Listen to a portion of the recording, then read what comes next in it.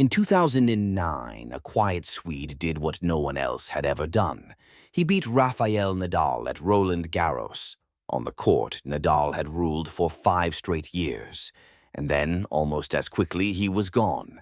No farewell match, no press conference, no goodbye. The man who stunned the tennis world simply disappeared. This is a story about that man. This is the story of Robin Söderling and what really happened to him. Before he disappeared, Robin Söderling was on the verge of breaking tennis open. For 2 years, from 2008 onward, he transformed from an under-the-radar Swede into the one man the giants feared. At the 2009 French Open, he produced one of the sport's most unthinkable results. He beat Rafael Nadal in the 4th round. Until that day, Nadal had never lost a match at Roland Garros. He'd won 31 straight matches there, 4 titles in a row, and over a career that has spanned nearly 2 decades, he would go on to lose to only 3 players on those Parisian courts. Söderling was the first. He rode that momentum all the way to the final, losing only to Roger Federer, the one man chasing his own history. A year later, he returned to Paris and did it again. Back-to-back French Open finals. In the last 20 years, apart from Nadal himself, not too many can boast of that record. That run wasn't a fluke. He won the Paris Masters indoors in 2010, cracked the world's top 4, and started to look like the power hitter who could finally crash the Federer-Nadal stronghold. Calm, expressionless, and ruthlessly efficient, Söderling looked like a machine built to win. Unfortunately, machines can break too. By 2011, Robin Söderling looked untouchable. He opened the year with titles in Brisbane and Rotterdam, and by midsummer he had lifted another trophy at Bastad, his home event, in front of an ecstatic Swedish crowd. He was ranked number 5 in the world, 26 years old and still climbing. And then, everything stopped. A week after that win, Söderling pulled out of his next tournaments, citing a wrist injury. It seemed minor, just rest, fans thought. But as the weeks went by, the updates grew uncertain.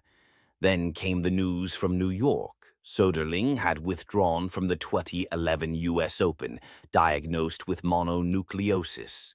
A few months of recovery, they said. He'd be back soon. Only he never was. No comeback match, no announcement. Just silence. By the time the 2012 season began, the tour had moved on. Federer, Nadal, and Djokovic continued their reign, and the man who'd once looked ready to break it had vanished. In July 2012, after 12 straight months without a match, Robin Söderling's name finally disappeared from the ATP rankings. Just a year earlier, he had been world number 5.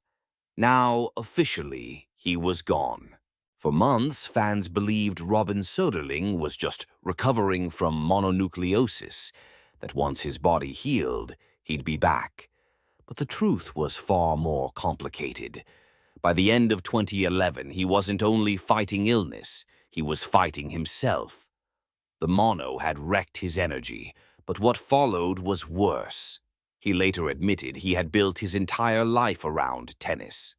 Every win, every loss, every training session, it all defined who he was. There was never an off switch. I couldn't relax, he said. Even after matches, I'd sit in my hotel room thinking about what I should have done differently. And when the tennis stopped, his mind didn't. With no outlet, the constant intensity turned inward. Days after his Bastad title in 2011, he was driving home when it hit, his first full panic attack. It came out of nowhere. His vision darkened, his heart pounded violently, and his breathing turned shallow. He had to pull over and let someone else drive. He said it felt like dying. Back in Stockholm, the attacks continued. He couldn't get out of bed. He skipped a planned trip with friends and was found screaming from his bedroom, his body locked in fear. He tried to explain it to doctors. "It's like having a tumble dryer inside your body," he said, "like a balloon about to burst." He begged to be put to sleep. They told him they couldn't. A few weeks later, he withdrew from the US Open. He told his coach, "I can't breathe. I'll die if I play." For 6 months, he lived with constant panic attacks. Even on a flight to Thailand, desperate for rest, he spent hours pacing the aisles, drenched in sweat. Later, he admitted that he'd started thinking about whether it might be better not to exist at all. His partner at the time hid the knives in their bungalow, afraid of what he might do to himself. That, unfortunately, was the real cost of perfection. The man who could take down Nadal couldn't overcome his own mind. He would later say, "My own strive for perfection, as well as the constant pressure I was putting on myself, was in the end almost killing me." In 2015, more than 4 years after his last match, Söderling finally made it official. He was retiring from professional tennis. The statement cited illness, but by then the illness was only half the story. The other half was everything it had done to his mind.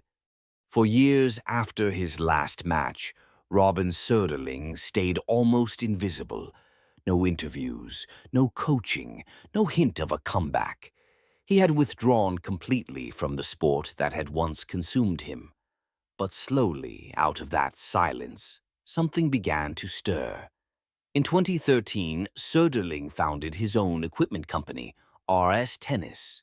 It started with tennis balls, then rackets, strings, and accessories designed to his own specifications. The company's ambition was simple. It was equipment created by players for players. He wasn't ready to return to the court, but this was his way of staying close to the game, on his own terms. The project grew quietly over the years, expanding into paddle and broader sports gear under the name RS Sports. For a man who had once obsessed over perfecting every forehand, this became a different kind of perfection, designing the tools instead of wielding them. Then, in 2019, he took another step back into the professional fold. The Swedish Tennis Federation announced that Robin Söderling would take over as Davis Cup captain. It was his first formal role in tennis in 8 years. This wasn't the fierce, clenched-jaw competitor who once stalked the baseline. This version of Söderling was calmer, more measured, openly reflective. He spoke about wanting to help young players avoid the traps he fell into, to rest, to disconnect, to remember that tennis isn't life itself. For a few years, things seemed balanced again. He led Sweden back into the world group and continued to grow his company. And then, in 2023, he stepped down from his Davis Cup role, once again citing health reasons. But this time, it wasn't an ending. It felt like a choice, a man who finally knew where his limits lay. By the time Robin Söderling stepped away from the Davis Cup team, he had already built something lasting. His company, RS Sports, had grown far beyond a side project. What started with a single type of tennis ball was now a global brand, spanning tennis, paddle, and other sports. His products were being used on professional tours, endorsed by players, and stocked in stores across Europe. In 23, RS Sports received one of Sweden's highest business honors, the Digasell Award, given to the fastest-growing and most financially stable companies in the country. It marked Söderling's complete transformation, from a player broken by pressure to a businessman thriving on balance. He rarely spoke about profit or success. When he did speak, it was about mental health, recovery, and perspective, things he had once ignored entirely. He said he'd finally learned to separate his identity from achievement. He realized he didn't have to win to be happy. It was the other way around. In recent years, Söderling has also quietly closed a few personal chapters, selling his family villa in Djursholm and separating from his wife after 8 years of marriage. There were no headlines, no statements, no explanations. Just another sign that he was still simplifying, still rebuilding, still choosing what to carry forward and what to leave behind. Through it all, Söderling's social media posts remained simple, about his company, his kids, the occasional paddle match. No more endless travel, no more exhaustion. Just a man who had finally found a pace he could live with. Today, Robin Söderling lives mostly out of sight. There are no big interviews, no coaching tours, no public appearances at Grand Slams. Just quiet glimpses, fragments of a life being lived on his own terms. A short podcast appearance here, where he talks about stress and recovery. A photo there with his kids or at a company event. An Instagram post about paddle or a product launch under the RS name. The man who once fed off control now seems content to let life happen. No schedules, no travel, no rankings. He still loves tennis, but he doesn't miss the pressure that came with it. He plays occasionally, coaches his children, and follows the current tennis stars from a distance. To him, that's enough. He may never fully return to the spotlight, and maybe that's the point. After years of being defined by wins, losses, and expectations, Söderling has chosen something rarer: peace. Back in 2009, Robin Söderling shocked the world by doing the impossible, beating Rafael Nadal on the red clay of Paris. He reached 2 straight French Open finals, broke into the top 5, and looked destined to rewrite tennis's hierarchy. And then, almost overnight, he was gone. For years, fans thought it was just an injury, a virus, bad luck. But as time passed, it became clear what broke Robin Söderling wasn't his body. It was the impossible weight of trying to be perfect in a sport that never lets you breathe. Most players fear losing. Söderling feared not being enough, even when he was winning. And when his body finally forced him to stop, his mind didn't know how to. That's what made him disappear.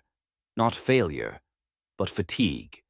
He's still around, of course, running a business, raising his children, smiling more often than he once did. But the man who once treated tennis like survival now treats life like a gift. And maybe that's the truth about tennis at its highest level, that sometimes the only way to survive it is to walk away from it. And maybe Robin Söderling didn't vanish. Maybe he just did that, walk away from a sport that demands everything and forgives almost nothing.